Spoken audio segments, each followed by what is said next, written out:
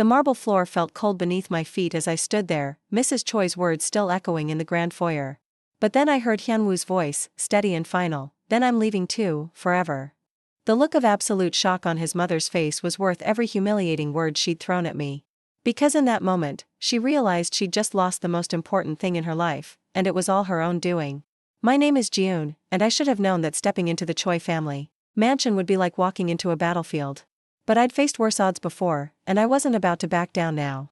"You must be the girl Hyunwoo mentioned," Mrs. Choi said, her voice dripping with barely concealed disdain as I entered the opulent living room. Her eyes swept over my modest but elegant dress, the nicest thing I owned, though I could practically see her calculating its price tag. "Yes, I'm Park Jiun," I replied with a polite bow, keeping my voice steady.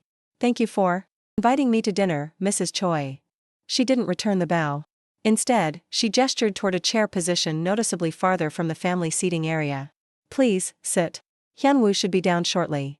I took the seat without comment, noting how the entire room seemed designed to intimidate. Crystal chandeliers, imported Italian furniture, walls lined with awards and photos of the Choi family with politicians and celebrities. This was old money, the kind that built empires and crushed anyone who dared to reach above their station. "So," Mrs. Choi settled into her chair like a queen on her throne, "Hyunwoo tells me you work as a translator?" The pause before translator was deliberate, loaded with the implication that my job was somehow beneath discussion in her world. "I'm a senior interpreter for international corporate negotiations," I corrected smoothly. "I specialize in merger and acquisition discussions between Korean and foreign companies. I actually helped facilitate the deal between Choi Industries and the German automotive group last month." Her eyebrow twitched, the first crack in her composure. "I see. And your family?" "My father owns a small restaurant in Hongdae. My mother is a high school teacher." I met her gaze directly. "They taught me that honest work and integrity matter more than inherited wealth." The temperature in the room seemed to drop several degrees. "How admirable," she said, her smile razor thin. "Though I suppose someone from your background would see it that way." Before I could respond, footsteps echoed in the hallway, and Hyunwoo appeared. Even in casual clothes, he commanded attention, the kind of presence that came from being groomed to lead one of Korea's largest conglomerates. "Jiun." His face lit up as he saw me, completely missing the tension crackling between his mother and me. "I'm so glad you could make it. Mother, I hope you've been making Jiun feel welcome." "Of course, darling," Mrs. Choi's voice was honey-sweet now, the perfect performance of maternal warmth. "We've been having such an enlightening conversation." I smiled at Hyunwoo, keeping my expression neutral. "Your mother has been very educational about family expectations." Something flickered in his eyes, confusion, maybe concern. But Mrs. Choi was already rising, smoothing her designer dress. "Well, shall we move to the dining room? I'm sure our guest must be hungry after her journey from her neighborhood."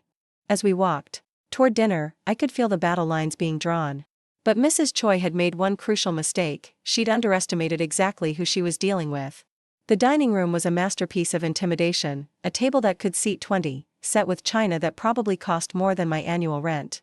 I was seated across from Mrs. Choi, with Hyunwoo at the head of the table, oblivious to the war brewing between the two women in his life. "This is beautiful," I said, admiring the table setting.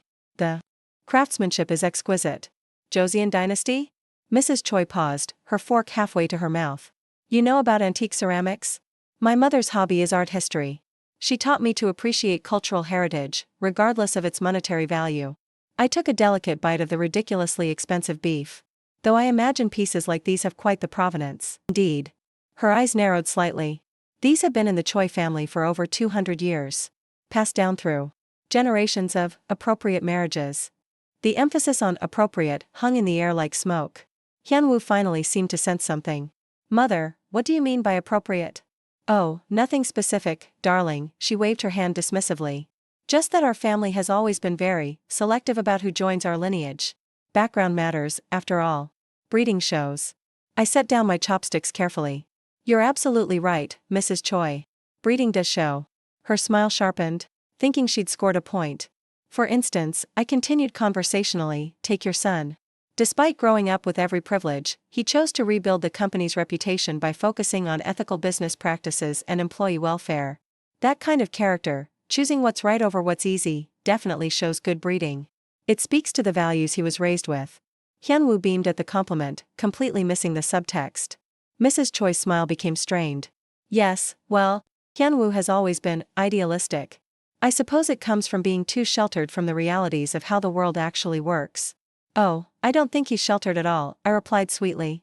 Anyone who can successfully navigate international business while maintaining their moral compass is quite impressive. It takes real strength of character to stay true to your principles when others might compromise them for profit.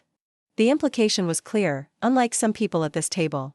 Tell me, Mississippi Park, Mrs. Choi's voice had developed an edge. What exactly are your intentions regarding my son? Mother, Hyunwoo's voice carried a warning, but she pressed on. It's a fair question, darling. After all, it's not uncommon for young women from modest circumstances to see relationships with successful men as opportunities for advancement. I felt a familiar calm settle over me, the same feeling I got during high-stakes negotiations when someone tried to intimidate me. You're absolutely right to be concerned about people with ulterior motives, I said, my voice perfectly pleasant. I imagine someone in your position has to deal with that quite often. People pretending to care about you when they really just want access to your wealth and status. Her eyes flashed dangerously. But, I continued, I think you might be surprised to learn that some of us actually prefer to earn our own success. I've built my career on my own merit, Mrs. Choi. I don't need anyone else's money or status to define my worth. How refreshing, she said, her tone suggesting it was anything but. Though I suppose when one has so little to lose, it's easy to be principled. The gloves were officially off. Mrs. Choi excused herself after dinner, claiming she needed to take an important call. Hyunwoo and I moved to the garden, where fairy lights created a romantic atmosphere that felt completely at odds with the tension still thrumming through my veins. I'm sorry about Mother, he said, taking my hand. She can be protective. Protective is one word for it, I murmured, then caught myself. Sorry, I don't mean to be rude about your family. No, you're right. She was being incredibly rude tonight. His jaw tightened. The comment about your background was completely inappropriate. Before I could respond, Mrs. Choi's voice carried from the house. She was on the phone, but her words were clearly meant for us to hear. I'm telling you, she's absolutely wrong for him. You should see her, trying so hard to fit in, but it's obvious she doesn't belong. This little infatuation won't last, but I need to end it before she gets her claws in too deep. Hyunwoo went rigid beside me. I squeezed his hand gently. It's okay, I whispered. I've heard worse. But his eyes had gone cold in a way I'd never seen before. Mrs. Choi continued her performance. These gold diggers are all the same. They target successful men and play the innocent act until they're pregnant or married. I won't let some nobody destroy everything our family has built. That was when I decided I'd had enough. I stood up and walked back toward the house, Hyunwoo following behind me. Mrs. Choi was just ending her call when we appeared in the doorway. Oh, she said, not bothering to look embarrassed. I didn't realize you were still here. Clearly, I replied calmly. Mrs. Choi, I think it's time for me to leave. I think that's best, she agreed, her mask of politeness completely dropped now. Hyunwoo, see Mississippi Park out. And perhaps in the future, you might consider dating someone more suitable to your position. Mother. Hyunwoo's voice was sharp with anger, but I placed a gentle hand on his arm. It's fine, I said quietly. She's made her feelings very clear. Mrs. Choi smiled triumphantly. I'm glad we understand each other. I looked at her for a long moment, then smiled back, a smile that clearly unsettled her. Oh, Mrs. Choi, I said softly, I think you've misunderstood something very important tonight. And what's that? You seem to think I need your approval to be worthy of your son. But the truth is, after tonight, I'm not sure he's worthy of me. Her mouth fell open in shock. You see, I continued, my voice still perfectly calm, I was raised to believe that character matters more than bank accounts. That treating people with kindness and respect is more important than protecting social status. Your son seems to share those values, which is why I fell for him. But clearly, he learned them despite his upbringing, not because of it. The silence in the room was deafening. I think, Mrs. Choi said, her voice shaking with rage, it's time for you to leave my house. Now. I agree completely, I replied. The air in here has become quite toxic. I turned to Hyunwoo, whose face had gone through several expressions in the past few minutes. Thank you for dinner. I'll see myself out. But as I reached the front door, Mrs. Choi's voice stopped me cold. Don't you dare come back here again. You're not welcome in this family, and you never will be. That's when I heard Hyunwoo's footsteps behind me, quick and determined. I paused at the front door, my hand on the ornate handle. Behind me, I could hear Hyunwoo's sharp intake of breath and the click of Mrs. Choi's heels on the marble floor. Mother, his voice was dangerously quiet, what did you just say? I said she's not welcome here, Mrs. Choi repeated, her chin raised quietly. And it's about time someone made that clear. This ridiculous relationship ends now. I turned slowly, watching as Hyunwoo's face transformed.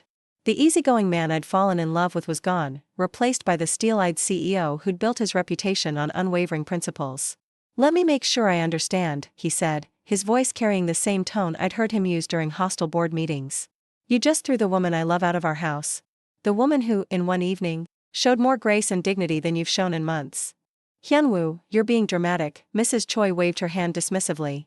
"You'll thank me later when you find someone appropriate." "Someone appropriate?" His laugh was bitter. "You mean someone weak enough to let you control them?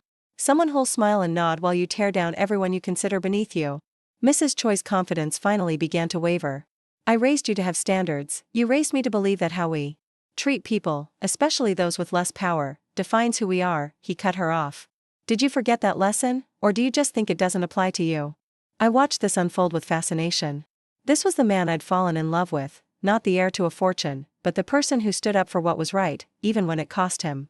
"I won't let you destroy our family for some girl you barely know." Mrs. Choi's voice was rising now, panic creeping in. "Some girl?" Hyunwoo stepped closer to his mother, his voice deadly calm. "That girl has more integrity in her little finger than most of your social circle has in their entire bodies. She's brilliant, kind, and strong enough to stand up to you without losing her composure. She's everything I could want in a partner."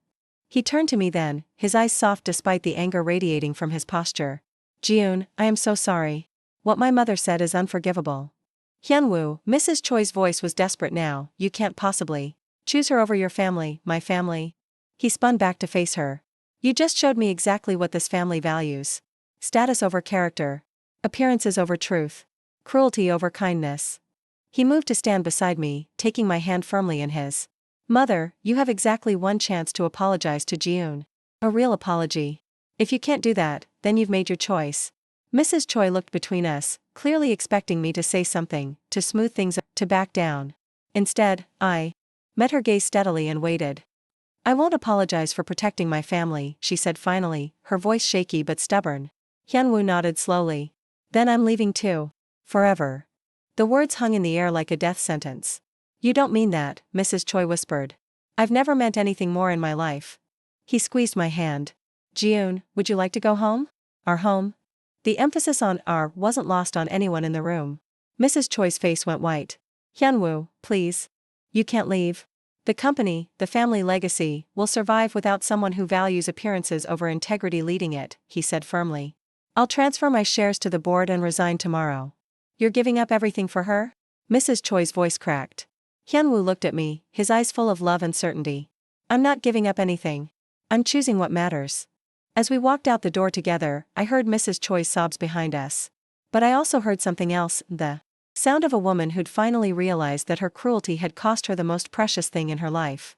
6 months later, Hyunwoo started his own company focused on sustainable business practices. It's thriving. Mrs. Choi calls every week, begging him to come home, to give her another chance. He's still deciding. As for me? I married a man who chose love over legacy, principle over privilege. And every time someone tries to make me feel small for my background, I remember the night I stood in that mansion and realized that sometimes the greatest victory is simply refusing to let someone else define your worth. Mrs. Choi taught me something important that night. When someone shows you who they really are, believe them. And when someone shows you they'll stand by you no matter what the cost, marry them.